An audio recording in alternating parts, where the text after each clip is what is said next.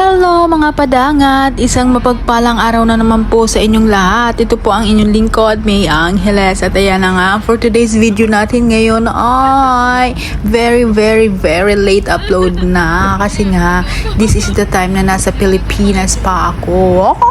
O diba, napaka sipag ng lola nyo mag-upload. Kasi nga, hirap na hirap ako lagi mag-voice over. Di ko alam yung mga sasabihin ko minsan. At ayan na nga, ang video na to is nung after kong mag-attend ng party, hindi pala, event and promotion sa isang camp. Tapos, nagpahatid na ako sa kaibigan ko. Kaso, yun nga lang, pagdating namin ng boarding house, sarado na yung gate. Ay, kawawa. Paano? Gala ka ng gala, ate.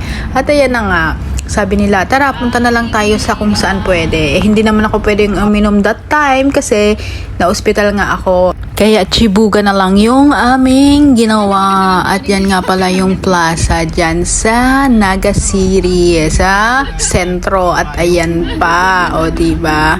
Wala kaming ginawa dyan kundi mag-joyride mula 1:00 hanggang 4:30. Tapos kumain lang kami and then bumili kami ng mga pagkain din dyan namin kinain sa plaza. Bawal nga pala mag-stay dyan ng ganyang oras. Buti na lang walang mga pulis na nagro-ronda.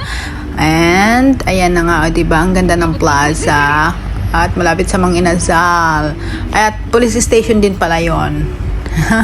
Wala naman kami ginagawang masama kaya walang magbabawal sa amin dyan.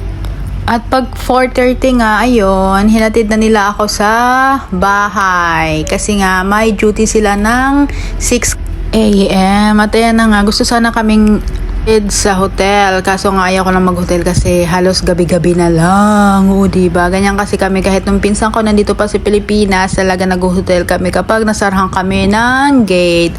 At ayan na nga ang aming for today's video. Ang aking for today's video nga pala. Ano ba yan? Pasala tayo. Bye-bye. Mag-ingat po ang lahat and God bless po. O diba? Salamat po sa mga nanonood. Thank you talaga.